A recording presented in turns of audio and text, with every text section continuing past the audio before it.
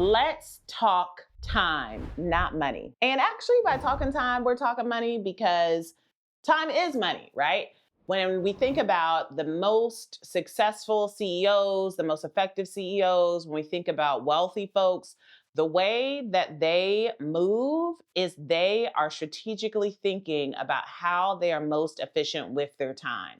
They're strategically thinking about how they can buy back their time.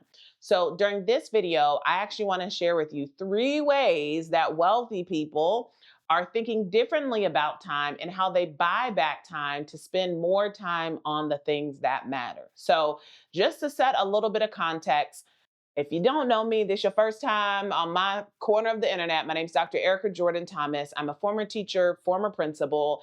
Now I'm a full-time entrepreneur. I run a multiple 7-figure business. I am CEO and founder of EJT Education Group, which is my consulting business, 7-figure educator, where we help educators just like you build, grow, and scale 7-figure education consulting businesses so that way you can monetize your brilliance and build wealth. And I also have a real estate company. So I have gone through all the twists and turns of being an underpaid and overworked teacher to now being a multi 7-figure entrepreneur. So when I'm sharing these ways that the wealthy is moving and buying back their time, these are things that I have learned and observed and adopted for myself as a result of being in rooms with other 7, 8, 9-figure entrepreneurs. They are thinking differently. They are moving different. They have, yes, the same 24 hours in the day, but there's a different strategy that they're using of how to manage the time. And I want to break that down together. So, the first way that the wealthy are buying back their time is they are very strategic with what they say no to and what they say yes to. So, as you continue to grow and evolve in business, your yes is going to change. So, for example, for me, 3, 4 years ago, when folks would reach out to me who I didn't necessarily have a relationship with, and they would want to know, how they can start and grow their business. And they'd say, hey, do you have time to hop on a phone? So that way I'd love to learn more about your journey, ask you a couple questions, X, Y, and Z. And 4 or 5 years ago, my time looks really different, in the spirit of wanting to support and help people out. I would make time for those opportunities. Now, fast forward 4 or 5 years later, I have no time. Like, I would lose money if I continued to offer up my time in that way. And actually, today, I only have 2 days a week that I accept meetings. So I am so protective of that time that it makes me so critical in what meetings I say yes to and what meetings I say no to. If it is something that someone else can do, I let them do it. If I don't have to be there, I will not be there. If do you have time, would love to hop on the phone, I don't have time and I would not like to hop on the phone. Send me a text, send me a voice note. If it can be an email, put it in an email, right? And so thinking critically around what you say yes to and what you say no to. Hey, y'all, I want to take a quick moment to pop in. I know the episode's getting really, really juicy, but I could not miss the opportunity to make sure that you know that we are headed to Atlanta October 3rd through 5th for 7-Figure Educator Live. This is my 3-day live event. It is the only 3-day live event for education consultants who are out here making a big impact and getting a big bank. And even if you feel like your bank ain't that big yet, I want you in the room because that's how your bank gets bigger, okay? I have curated a very special 3-day agenda that includes powerhouse speakers, 7, 8, 9-figure speakers, intentional networking to find your people, to find your next opportunity.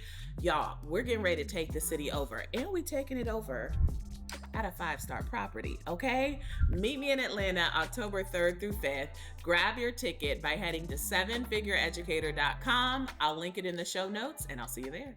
The second way the wealthy buy back their time is they think really strategically around their days, and they're creating time blocks to be able to get the most out of time rather than energetically doing whatever falls on your calendar. You're actually operating in flow. And what do I mean by that? You're thinking about when are you most productive during the day? What are the times in which if you double down on the task list that you have, you get more done because it's aligned to your energy. And then how are you organizing your days and your week such that you can be in deep focus on the same topic versus continuing to shift and pivot in your focus, where I'm going one meeting here talking about marketing, and then I'm going another meeting here, I'm talking about finance, and then I'm pivoting and I'm creating content. What would it look like to actually time block your day such that you have a half of the day on a open space, no meeting day to actually make the content, draft the content, record the content? What would it look like to have another day where it's solely dedicated to team check-in, so that way you can knock everything out and stay in the same flow versus having to consistently pivot in your energy? The wealthy are buying back their time by strategically time blocking and organizing their calendar by theme, so that way they don't have to consistently shift their attention and their focus when they're engaging in time. All right. So that's the second way. The third and final way that the wealthy are buying their time back is they're thinking about, if this is something that anybody else can do, I'm going to let them do it. So I am only prioritizing the things that only I can do. So when I think about this, I think about how I would move as a principal, because I led a school of about 1,200 kids. I had 115 folks on staff. So I had to be so ridiculously focused on how I spent my time because I couldn't do everything. I had 50 plus instructional staff members. I couldn't be in every classroom every day at every moment. I had to be so critical and prioritizing. If only I can do it, those are the things that I get done. If there's someone else who can do it, I need to let somebody else do it. So for example, as a principal, I did not process discipline. I was not involved in discipline unless the 6 other people who could do discipline were all out for the day. That is the only time I did discipline. All right. So that same mindset is how the wealthy approach is. If there was someone else that can do it, I'm going to let them do it. And I think oftentimes when people think about this, that might be missing some of the low hanging fruit of like those personal tasks, like laundry, like cooking, like going grocery shopping, right? Like, what are some of the personal things that you can outsource? That matters. And what are the things in your company that you can outsource? Should you be the one writing emails? And you may not be in a position of business to hire a copywriter, or you might be, but also we got AI, right? Like, we're living in the day of where AI can do so much, that are you tapping into AI the ways that you should be in order to be able to best maximize your time? So what I would encourage you to do is I would encourage you to do a time study.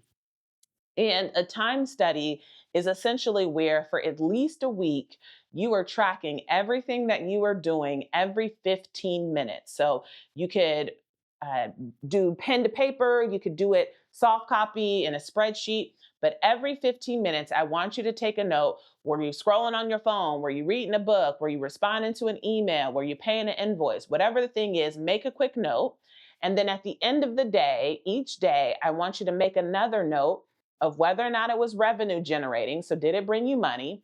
And whether or not it gave you joy. Hey there, I know I'm jumping in at a really juicy part of the episode, but I wanted to make sure you knew about a super special opportunity that me and my team have available. So imagine if you had a 90-day plan that outlines every single step you need to take every single week in order to generate at least 10K in your business. And that's exactly what me and my team do during our 7-figure strategic planning intensive. It is a live 6-hour workshop where we walk you through building your 90-day strategic plan to make more money in your business. Now, you have the opportunity to join us at our next intensive. And in order to do so, just click the link in the show notes to book a call with my team so we can tell you all about it. All right, we'll jump back into the episode and let's get back to this good fire content. And the first things that you need to delegate and get off of your plate are the things that are non-revenue generating and the things that do not bring you joy. So for me, it's the cooking, it's the cleaning, it's the doing laundry, all those things I get off of my plate because they don't make me money and they actually suck my energy. So let me know in the comments your feedback from this conversation. what's sticking out to you, what ahas you have. If this was really meaningful for you, I would love for you to share it with a friend and hit that subscribe button so that way you're a part of our community. You're in the loop when we drop the next video, because we are committed to teaching high quality content for educators that are looking to build, grow, and scale their seven-figure education consulting business. I'll see you back here on the next video.